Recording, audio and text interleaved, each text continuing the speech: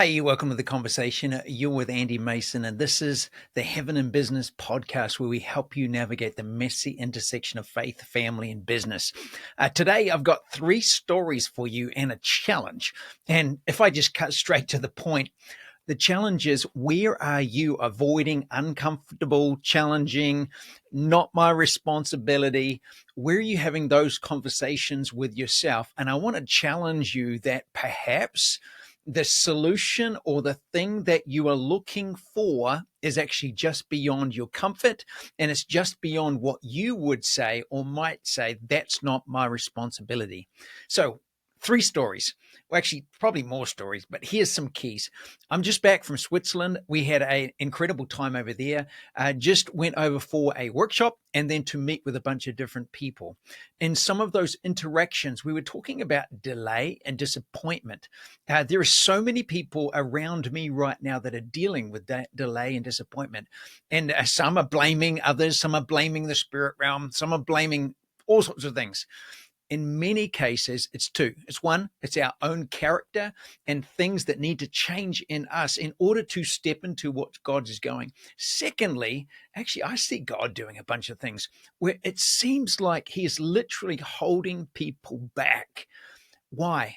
Because he's getting you ready for something. And if we don't learn and grasp what we need to in this time, rather than blaming, complaining, whining, actually just get on with it and deal with the things in you, the things in me that I need to get ready for so that I can step into what God's got next. And I'm seeing that start to happen. Switzerland, Zimbabwe, Germany, all over right now. So what were the stories? Well, firstly, I'm actually reading right now Luke, the book of Luke. In Luke chapter 2, it tells the story of Jesus. And unlike what you would have grown up with, Jesus in a manger, in a stable, in a barn, it is historically, culturally wrong. Actually, the truth is, there was about 300 to 1,000 people in the town of Bethlehem in Jesus' day. This is from archaeological digs. They know these things. The houses were made out of limestone. So typically limestone base, typically two to 3 rooms. The upper room was the guest room. The family room was the second room. And the third space was where the animals would go. So when they say there was no room in the inn, or in the guest room is literally what it means. So just think the upper room. The disciples met in the upper room. The widow made an upper room for the prophet.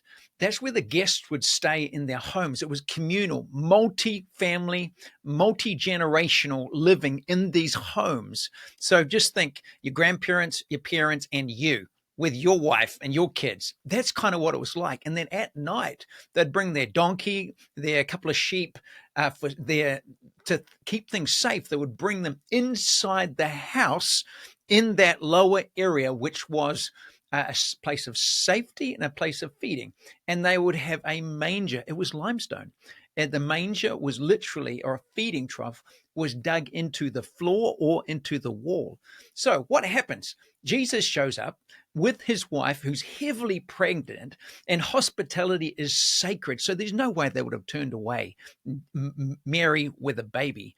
It's a family thing. He would have been with family. So typically you could imagine 8 to 15 people in a house. Now it's census time by an occupying force. So there's all sorts of chaos, confusion, frustration, anger, fatigue going on. Plus, you've got an entire double the size of the family that are in the property. So what happens?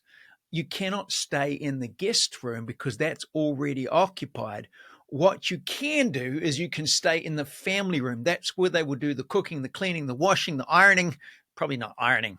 That's where right next to it was the lower area where there would be the stable, or the animals would stay overnight, and then they'd be gone for the day. So you can't stay in that area. What's the point? Jesus didn't stay in the guest house. He didn't stay in the separate room like you or I might have thought about, nice, tidy, clean. He got thrust into the middle of the family area where there's chaos, there's confusion, it's noisy. It wasn't Jesus, Mary, and Joseph in a barn. It was surrounded by people. Actually, Joseph and the boys probably stepped outside because they weren't supposed to be at the birth. But at the point is, it was messy, it was chaos, and it was right in the middle. Jesus did not show up in a separate, clean, tidy guest bedroom, separate compartment. He was right smack bang in the middle of the noise, the smoke from the fire, the food, the noise from the animal. He was right in the middle of that. And for you and I, the moment that we separate, we say, oh God, I want you to be Lord of my life, but I'm going to separate where you dwell. No, not going to happen. The moment that we say, God, I want you to be the Lord of my business, I'm going to dedicate my business to God. And then I go about doing what I'm doing. Nope, it's just not going to happen. He is right smack bang in the middle, in the center, where there's everything going on, from the learning to the working, to the cooking, to the eating, to the dwelling. He's a part of all of it, or not at all. And that's what we're seeing. So that's number one. Number two is the story of retirement. There's some of you listening and watching this are over the age of 50, thinking about retirement, and you would have heard there's no such thing as retirement in the Bible. Well, that's not true. Numbers 8, God is speaking to the Levites, and he says to the Levites, or to Moses to tell the Levites, you're to work in the sanctuary, which was not some pretty little occupation like we call it today. Actually, back then, you're like the butchers. They would cut the animals, gut the animals, clean the animals, skin it, all that process. It's crazy messy. You're to do the butchering from the age 25 to the age 50. And at the age 50, you're to retire from the work of the sanctuary, and you no longer do the work of the sanctuary, but you can guard, assist, train, disciple, mentor the next generation, those that are doing the work. You're to do that, but you're not to do it yourself.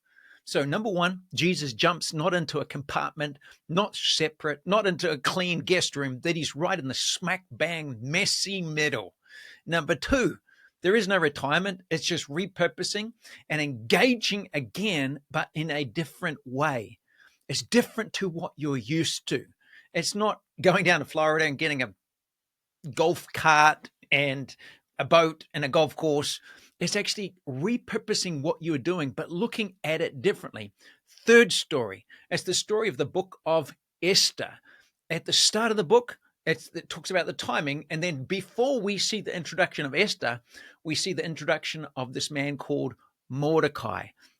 Mordecai was an exile. He was exiled from Israel. He's living in Babylon. He's in a situation that is not my home. It's not my people, but I'm here under pressure in a place that I don't want to be, but I am required to be here and I have a place of influence. And then he finds out that it says it was his cousin. So it's not his daughter. It's not his uncle. It's not his aunt. It's his cousin. I'm not responsible for my cousin. What am I doing with my cousin? Female cousin. He trains her up. She's got no parents, so he takes her on as his own daughter. Not my responsibility, not my cost. Think all of those things to raise up. It doesn't even say where he was at. Did he have a family of his own? Did he have a wife? We don't even know. But it was something beyond his responsibility, beyond his comfort, beyond his background training or experience. But he takes her on as his own daughter. And then through the way that he trains, develops disciples, and keeps connection with her, someone that's different to me. And then fast forward to the end of the book of Esther, and you'll see that Mordecai became the prime minister. The prime minister. Like, that's crazy. He goes from being an unknown person in some form of leadership, but he's an exile, he's a refugee in a different country, through to being the prime minister of the country. How does that happen? By doing something outside of comfort. He's not compartmentalizing or setting up separate, clean, tidy, nice areas. He's embracing the suck. He's embracing the fear. He's embracing the cost. He's embracing the inconvenience. The things that he said are not my own. And because he gave himself to that, then the very nature ends him up and phenomenal favor and influence in the nation. What's the point to you and me?